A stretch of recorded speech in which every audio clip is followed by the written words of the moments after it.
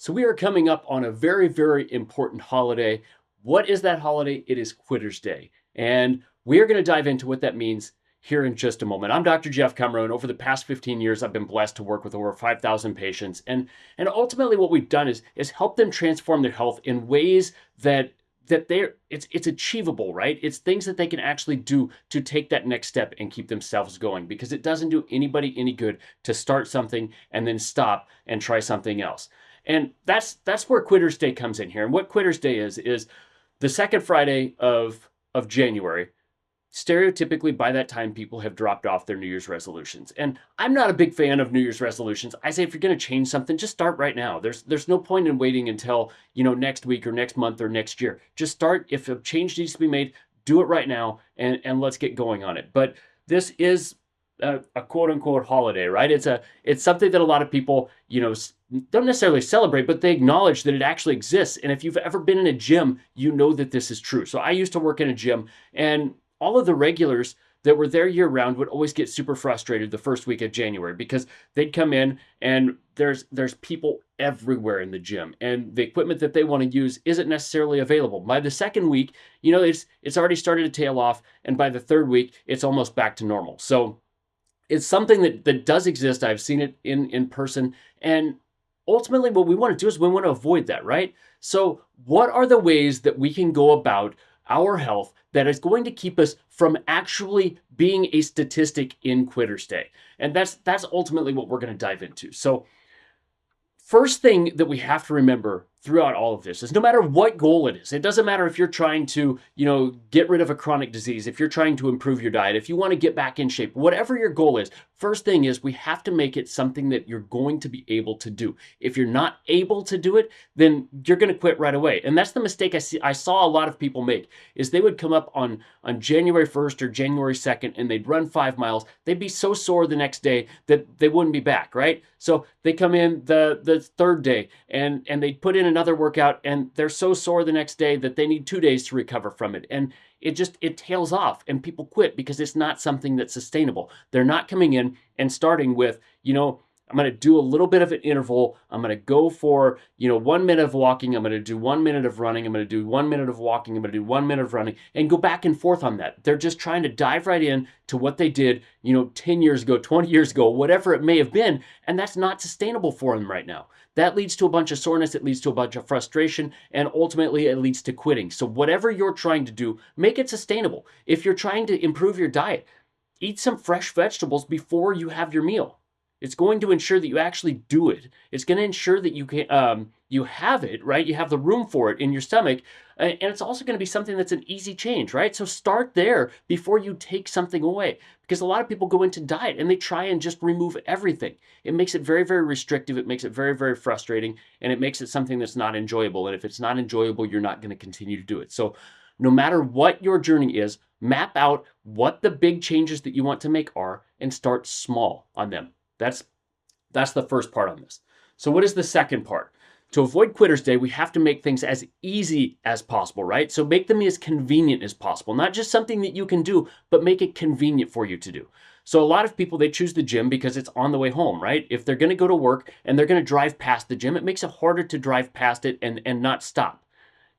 Setting out your clothes before you actually do it. So if you wake up in the morning, you're going to go put your workout in right away. You have your workout clothes laying right there. You jump right into your workout clothes, and you're in your workout clothes. So there's no reason not to do it. Talking yourself into actually going out and starting. Hey, I'm not going to commit to going out and running a mile, but I'm going to go out there and move around a little bit and see what happens. And if you're out there and you start actually doing it, you're more likely to continue it and do all of that stuff. So number 2 is make things as easy as you possibly can. If you have, if you're trying to add, if you're trying to improve your diet, you want to add more vegetables, make sure that you have them in stock at the house. If you have them in stock at the house, it makes it more easy to grab them. Put them at the front of the refrigerator so you can actually see them. Just set a reminder of some variety that you're going to do that. If you're going to take supplements, add them to some other routine. All of those things are going to make this as easy as possible, and it's going to make sure that you continue down that course. Number 3 on this list, find somebody who's going to keep you accountable to it. And I know that a lot of people, they look at this and they're like, yeah, but I don't want to I don't want to have some accountability and then fail. That's embarrassing. And you're right. But that is also the thing that is going to make it work for you, right? Because you don't want to let that other person down. So if you could find somebody else who is at the same level as you that is trying to do the same thing, you can both work to keep each other accountable. The other way of going about this is having somebody who is ahead of you. They know the path that it took to get there, and they can help you spot the pitfalls. Hey, you know what? You're not going about this quite the way that is going to make it as easy as possible for you. Why don't you try this instead? They can give those pointers that are going to keep you rolling through that. And then the last and fourth thing that we're going to talk about, get your family involved in it. And I know that sometimes it is difficult, especially if you're talking about dietary changes, because I know a lot of people who've done dietary changes and they're like, my family won't eat this. They're not going to eat this. How do I go about doing this? Because I don't want to make 2 meals. That's totally understandable. However, if you can get your family involved in some way, shape, or form, and it doesn't matter if you're, hey, you know what? This is where my health is. I need to make a change because this is where other people in my family have gone. This is where my friends have gone. This is what I want to avoid. You show them that path that you want to avoid. And by doing that, a lot of times you're going to gain their support because they want what's best for you, right? They're there to support you in most of your endeavors. And if you show them that path, most people are going to support you. Some people are going to make a mockery of it, and I don't have a whole lot of recommendation for that. Sometimes you're just going to have to buckle down and do 2 things. You're going to have to go for that workout when they're not around. You're going to have to make 2 meals, whatever it may be. But when you can get them involved in some way, shape, or form, the other way to do this is have them work on the same goal, right? Hey, you know what? I think that we need to spend more time together. I think a great way to do this would be for us to go on a walk. It's going to allow us to connect. It's going to allow us to get back out in nature. And it's going to allow us both to be healthier. Work on the goals together. If you have kids, it can be difficult to do that, right? Because they've got busy lives to start with. So making small changes and have them helping you make a menu can be something that helps you make dietary change. Having them help you pick things out in the grocery store. Hey, would you prefer this or would you prefer this? Give them 2 options. Whichever one is going to be a healthy option, right? Because you get to control the options. But when you give them the 2 options, it's going to help you get their buy-in on that one. They've chosen that. So they've got a little bit of buy-in and they're more likely to actually eat that. Get them involved in the kitchen.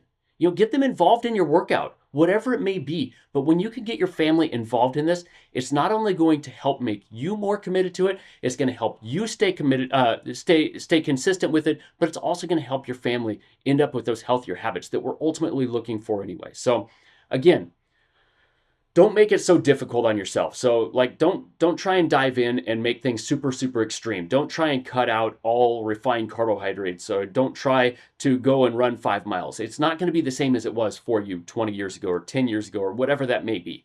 Ease your way in. Second, make it as easy as possible. Because if you can make it as easy as possible, then you're going to do it. Set your workout clothes out in advance. Have the fruits and vegetables that you need there. So you don't need to go to the store to get all this other stuff. Don't buy the junk food. When we have stuff as easily set up as possible, you're more likely to do it. Number 3, find somebody who's going to be accountable, whether that be a workout partner, whether it be a mentor, whether it be somebody to guide you, but find somebody that's going to help keep you accountable. And then number 4, get your family involved in it, because if you can get the buy-in from your family, everything is so much easier. That is the biggest destroyer that I see is A, people make it too difficult on themselves, and B, their family is not bought in. So for the long term, they don't sustain it. They make the big changes. I've seen people lose 100 pounds. I've seen people get into phenomenal shape, and you see them a few months, a few years down the road, and they're headed down the same path, right? And that's not what we want.